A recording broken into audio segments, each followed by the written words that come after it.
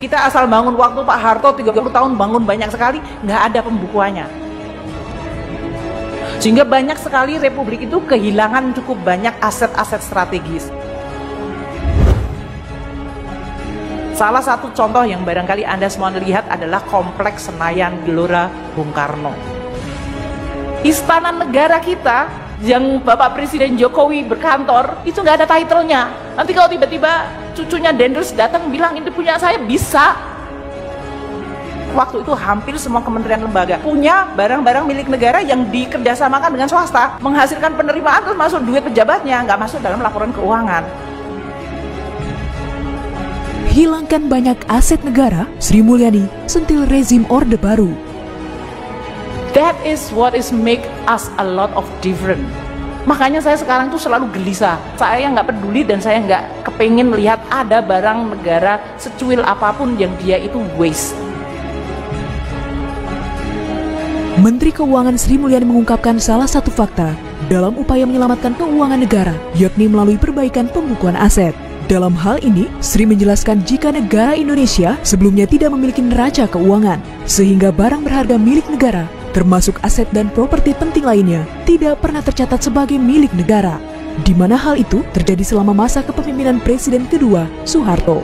Mulainya, Republik Indonesia tadinya nggak punya neraca, jadi barang milik negara pun tidak diadministrasikan, tidak direkod. Kita asal bangun waktu Pak Harto 30 tahun bangun banyak sekali, nggak ada pembukuannya.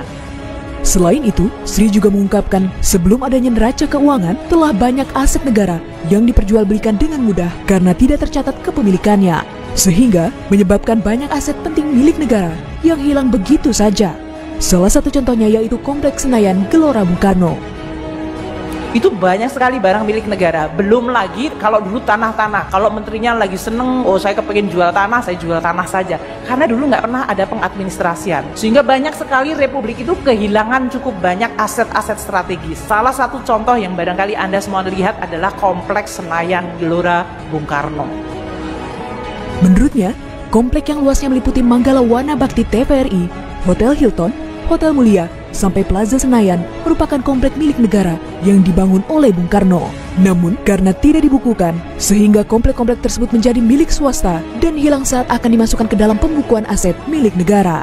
Seperti halnya Hotel Hilton yang kini berganti nama menjadi Hotel Sultan. Dulu Presiden Soekarno tuh membangun seluruh komplek itu sampai dengan Manggala Wana Bakti TVRI sampai kepada Hotel Hilton, semuanya itu termasuk Hotel Mulia. Itu semuanya sampai ke Plaza Senayan, kalau Anda pergi ke Jakarta pasti pergi ke sana. Itu semuanya adalah semua komplek milik negara.